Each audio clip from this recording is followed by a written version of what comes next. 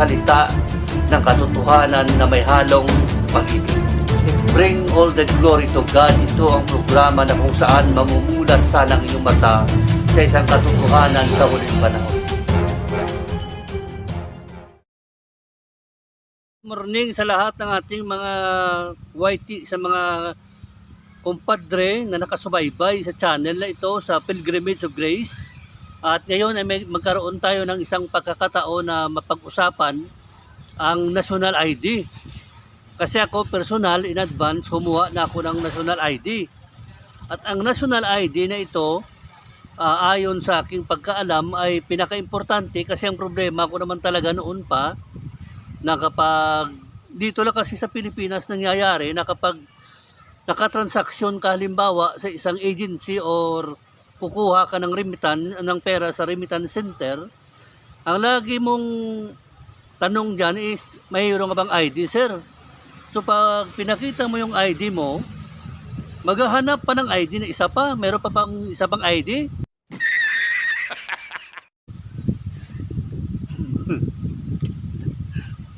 Ngayon, pag pinakita mo na naman yung isang ID, maghahanap pa ng isa pa. Mayroon pa bang isa pa? Isa-isa na lang?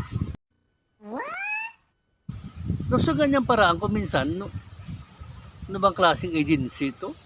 Yun pala, ang point nila doon, bibili ka ng kanilang ID sa mga remittance center. Mayroon silang mga ID na binibenta na 50 pesos lang, 50 pesos. Pag binili mo yon, every time na kukuha ka ng pera sa kanilang center, ipakita mo na lang yung ID nila. Yun pala ang point nila. So, ang kanilang option is hihingi sila ng ID mo for validation na ikaw nga ang kukuha ng pera. And then, ang ending noon sa katatanong, bibilhin mo na lang kanilang ID. Para next time, wala nang tanong-tanong. Pakita mo na lang, kuha agad. So dito lang sa Pilipinas na maghanap sila ng ID, tapos pag nagbigay ka ng ID, maghanap pa ng isa pa.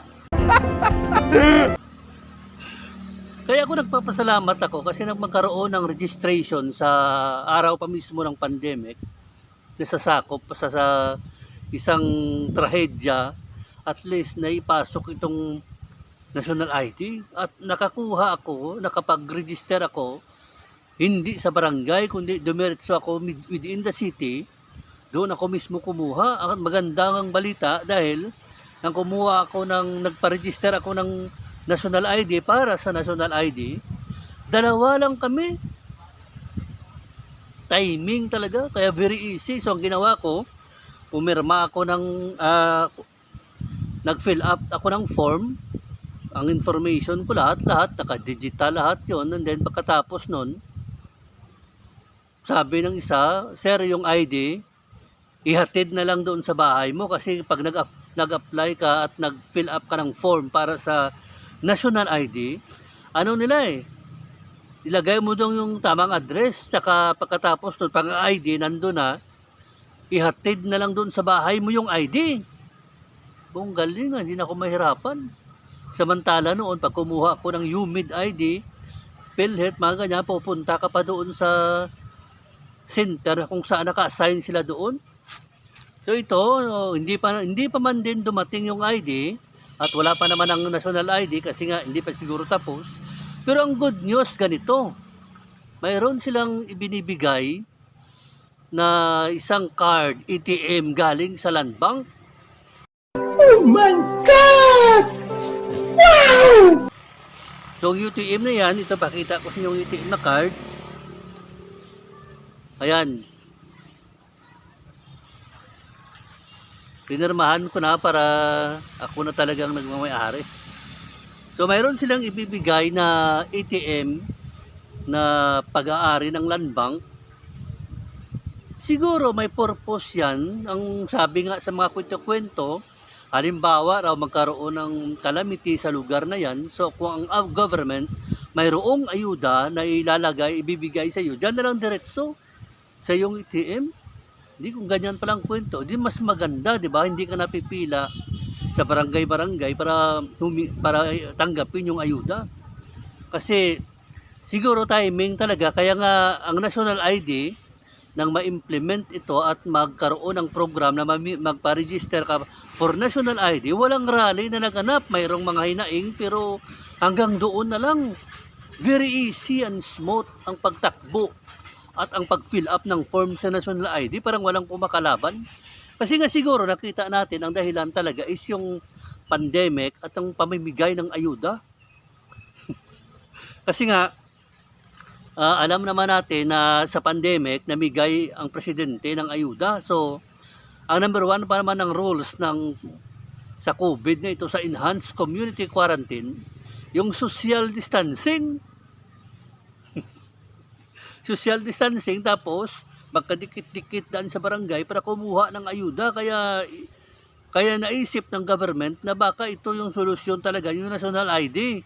Para later on, pag ang government mamigay na ng ayuda ulit, di wala nang problema, diretso na doon sa yung account. Parang for peace, di ba? Ikaw na lang mismo ang kukuha ng pera kung saang araw mong gustong kunin. Hindi ka na mag-line. Yan ang ginagawa ng mga purpose. Pag dumating, sila na bahala kung anong araw nila ito kukunin, kung kailan. So, ang national ID, ang totoo niyan, sa panahon ni President Ramos, 25 years ago, ito yung ID na nasa top 1 priority niya na ang Pilipino magkaroon ng national ID. Pero dahil sabi nga sa mga oposisyon noon, una relihiyon, pangalawa politika, pangatlo yung mga leftist. Ang relihiyon ayaw noon, nagdududa, may pinagsusupitsahan, sabi kasi parang bibigyan ka ng national ID dahil siya antikristo raw para mas madali kang makilala. Yun ang panahon na yun sa panahon ni President Ramos Kasi nga papalapit na yung year 2000, may nagsasabi pa naman sa The Kingdom of Jesus Christ, the name above every name. Sabi niya darating daw si Kristo. Yung siyempre ang tao noon tatakot, may pagdududa, may pag-aalinlangan. So ang number one na hindi na parang hindi kinagat ng tao is religion na rin ang dahilan. Pangalawa, yung leftist. Kasi nga ever since pa alam naman natin na ang mga leftist ayaw talaga ng national ID simula't simula pa, di ba?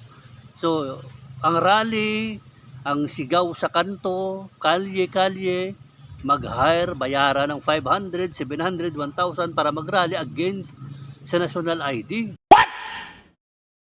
And din sa politics, kasi nga naiisip ng mga kalaban ni President Ramos noon na kaya si Ramos gusto niya magkaroon ng national ID para magpapugi points, magpagwapo para sa susunod niyang ihalal na presidente.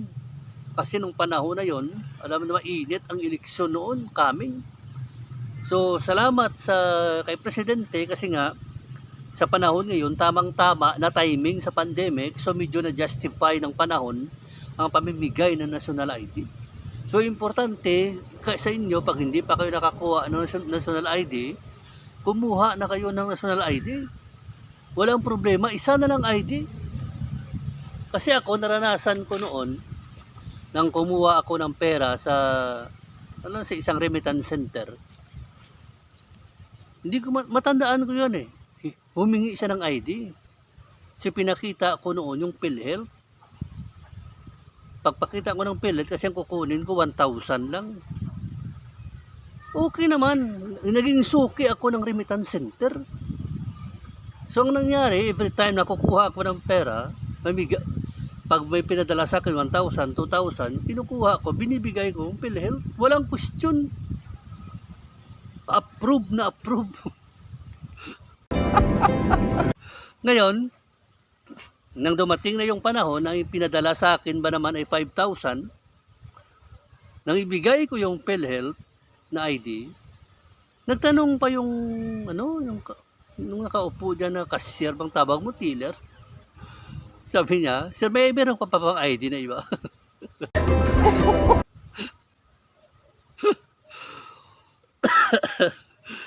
Hininga na ako ng ID. Matagal na ako dyan. Sabi ko, ma'am, matagal na akong kumukuha ng pera dito, ma'am. The same ID lang naman ang pinapakita ko. Diba? Tapos, ikaw din naman dati ang nagbibigay sa akin noon, bakit naghanap ka pa ng ID na isa pa? Kasi siya para daw ma-verify at ma-validate. So, ayaw ko na makipag-diskusyon. Binigyan ko siya ng ID. Yung ID na hindi siya makakahindi, yung UMID ID. So, tapos pa binigay sa akin ng 5,000. Tinanggap ko na out of curiosity. Sabi niya, nagtanong ako sa kanya, "Ma'am, bakit nang kumuha ako ng 5,000, naghanap ka pa ng isa pang ID? Bakit nung dati 1,000, 2,000, bakit hindi ka naman nagtanong? Bakit binigay mo naman agad?" Sabi niya, "Sir, ayaw lang kasi namin ng rest." So alam kong ibig niyang sabihin na kapag may kukunin ka palang pera sa center, kapag ang kukunin mo 500 ang 1,000, ibigay nila. Pero pag malaki na, halimbawa 5,000 above, malaki na 20,000, question ka na, hahanapan ka na ng another ID. Yun ang problema. Kasi ang point pala nila doon, alaman ko ang kanilang point. So ang ginawa ko, sabi ko, "Ma'am, mayroon ba kayong binibintang ID rito nung sa center?" Yun yung mayroon. So ang benta nila 50 pesos. Binili ko na lang para next time pag kumuha ako, wala nang tanong-tanong, di ba? So nang binili ko yung 50, pag may time na kukuha ako ng pera, pinapakita ko na lang doon sa ID. Kaya kapag kumuha ka ng mga pera sa remittance center, sobrang gulo. Alam niyo kung bakit? Mag-line ka pa. Tapos mo line, tawagin ang pangalan mo. Tapos may pipirmahan ka. Kaya nga sabi ko, mas maganda mag-GCash na lang ako eh. Kasi dito, sa GCash, within minutes lang. Pag kukuha ako ng pera sa GCash, send ko lang, pupunta lang ako dito sa lugar na to. Wala nang daming kuskus balungos pa. Pag na-withdraw mo, okay na. Diyan nga lang, pag 1,000, may babayaran kang 20 pesos. Pero okay na yan. Kaysa mag-line ka dyan, higit isang oras, daming tao, di ba? So, ang point natin dito is, dahil sa nangyari siguro na pamimigay at pamumudmud ng ayuda, nung panahon ng enhanced community quarantine, nakita ng government ang problem kapag ang tao walang national ID. Kasi nga, ang national ID pala may kasamang ATM. So, hindi tulad sa ibang bansa, may kilala ko na kapitbahay ko noon, sa ibang bansa sila na magkaroon ng ECQ. Ang ginawa ng government, ang pera, pinadala na sa kanilang ATM. Kaya walang line. Hindi na kinanga mag-line pa sa barangay para kumuha ng pera. Hindi maganda, di ba? Parang digital talagang dating. So maraming salamat sa Administration Duterte sa kanyang political will na matuloy ang national ID na ito. Ngayon, nakakuha na ako naka-fill up na ako ng form para sa national ID. At pagkatapos nun, inaasahan ko na makukuha ko yung ATM na card.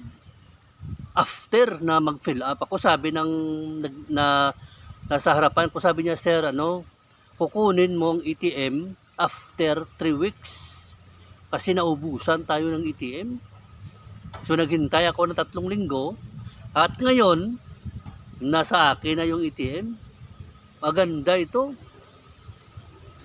So magagamit na ito sa transaksyon kahit na hindi naman tayo digital na ang isip natin pang pang simpleng pag-iisip lang, pero malay mo, di ba, ng government magkaroon ng, alam nyo na, naghahanda kasi ang government para sa kabutihan ng tao. So maraming salamat, at kapag hindi pa kayo nakakuha ng national ID, pagpa-register ka kaagad. Kinakailangan yan. Balang araw, pag manalo si Bongbong Marcos,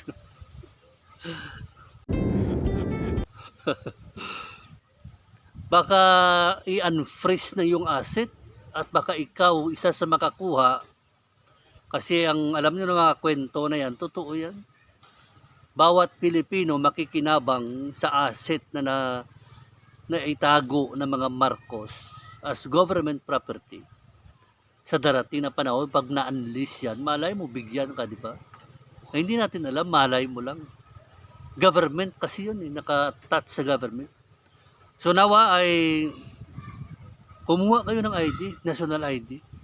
At kasama na doon ang ATM, ibibigay sa inyo pagkatapos yung kumuha ng mag-fill up ng form para sa national ID. Ang national ID, ihatid na lang yan sa bahay mo. Kung kailan yan ihatid, wala na tayong alam kung kailan. Baka sa 2035 pa ihatid yan. So thank you very much sa pagsubaybay mga ka-brothers. Ang masabi ko lang, kumuha kayo ng national ID, mag-fill up kayo ng form as long as possible para at least maging may ID ka na. Yung wallet mo, itapon mo na lahat ng ID dan isa na lang national ID. 'Di ba? Approve. To God be the glory alone.